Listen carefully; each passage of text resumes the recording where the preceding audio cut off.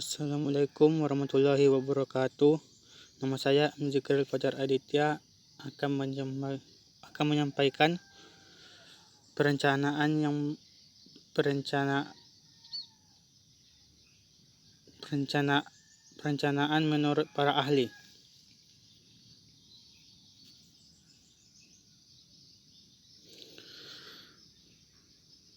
Perencanaan menurut para ahli, perencanaan TAFEN suatu proses yang dinamis dan berorientasi pada masa depan,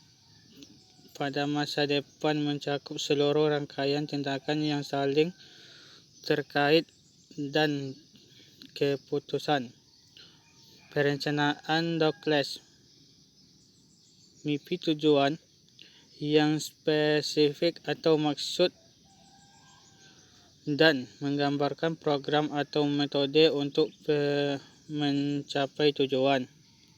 Perencanaan Fayol memeriksa masa depan dan menentukan rencana tindakannya, meliputi pekerjaan yang dilakukan, menentukan penggunaan sumber, dan menentukan standar evaluasi. Perencanaan yang baik memerlukan pengetahuan tentang pekerjaan secara mantap, pengetahuan teknis dan intuisi, kesadaran dan perubahan dan tren yang ada, memperhatikan sumber daya yang dimiliki, melihat kemungkinan adanya dan mempertimbangkan kendala-kendala yang ada. Manfaat perencanaan yang baik: mengurangi ketidakpastian, memusatkan perhatian pada sasaran, dan menjadi alat ukur dan pengendalian sebagai alat koordinasi, meningkatkan efektivitas dan efisiensi. Kriteria rencana yang baik: mempunyai tujuan yang jelas termasuk hasil yang diharapkan dan metode evaluasinya. Uraian kegiatan lengkap meliputi kegiatan pokok dan kegiatan tambahan. Diarahkan oleh beberapa kebijaksanaan atau prosedur yang mempengaruhi rencana tindakan, menentukan prioritas, menyusun tindakan yang realistik dalam hal keterpedulian.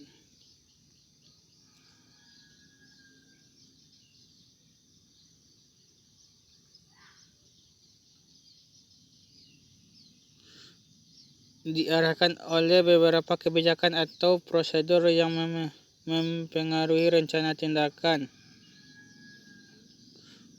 menentukan prioritas, menyusun tindakan yang realistik dalam hal ketersediaan orang, peralatan, dan waktu, mengembangkan urutan aktivitas yang logis, memiliki metode yang paling praktis untuk mencapai tiap tujuan. Macam-macam rencana.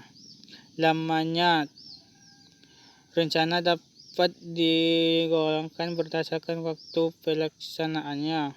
Fungsi rencana dapat digolongkan berdasarkan fungsi untuk menggambarkan hubungan antar unit dan mempelajari kemungkinan pengaruh rencana di satu unit.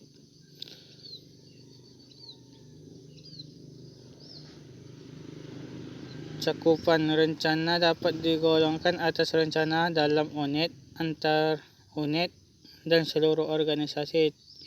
Tingkatan rencana dapat didasarkan atas rencana yang bersifat luas dan dipakai sebagai pedoman untuk menyusun rencana lain yang lebih bersifat spesifik. 3 kesalahan yang dapat terjadi pada perencanaan. Kesalahan fakta rencana berdasarkan pada informasi yang salah. Kesalahan berasumsi rencana berdasarkan pada dukungan yang salah. Kesalahan logis rencana berdasarkan alasan yang salah. Data yang diperlukan untuk tujuan perencanaan adalah sensus pasien harian, kapasitas tempat tidur atau bor, lama hari rawat, jumlah kelahiran, jumlah operasi, kecenderungan populasi pasien, kecenderungan teknologi, diagnosa kelompok, umur, kegawatan analisis lingkungan. Rumusan perencanaan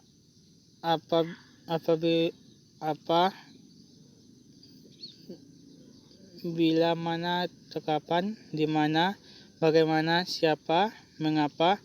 Dapat setelah semua informasi dikumpulkan, rencana baru dapat dirumuskan untuk memutuskan langkah yang akan diambil.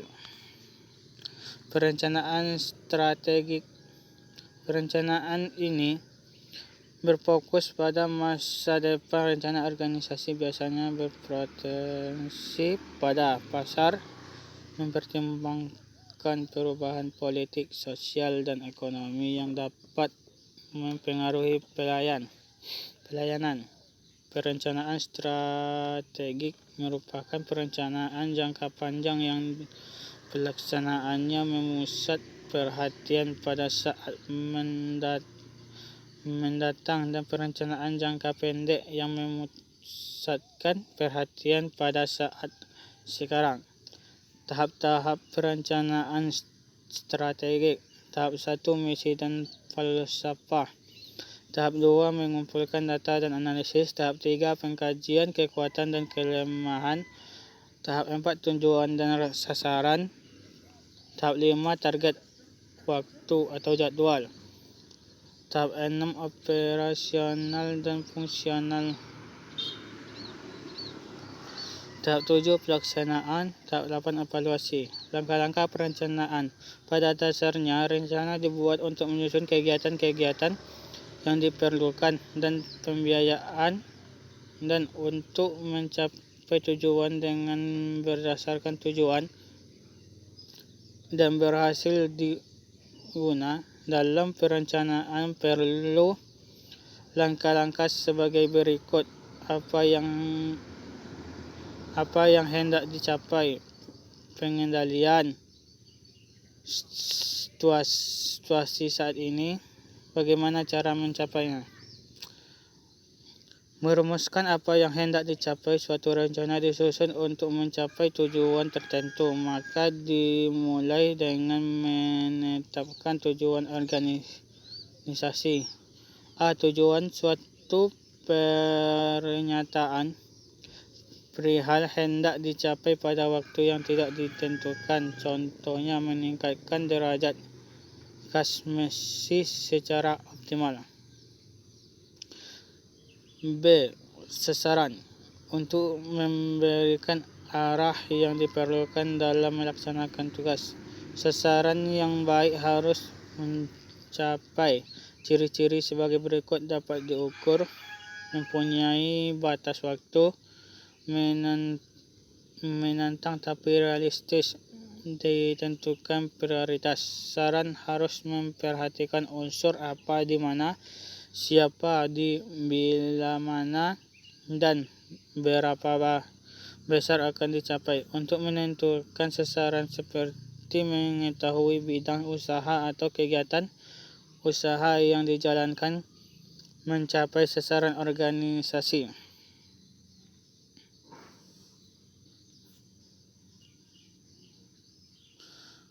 Mengkaji situasi saat ini untuk mendapatkan gambar atau potret mengenai keadaan organisasi. Sebagai sumber gagasan perubahan yang diperlukan, tahu sasaran yang akan dicapai. Membantu merumuskan pencapaian sasaran. Unsur yang dikaji. Kekuatan yang dimiliki oleh organisasi seharusnya dapat mencapai posisi saat ini. kelemahan yang ada sampai saat ini dan masih menjadi bahan bagi organisasi. Peluang atau kesempatan apa yang sekitarnya dimiliki agar dapat melakukan perbaikan organisasi.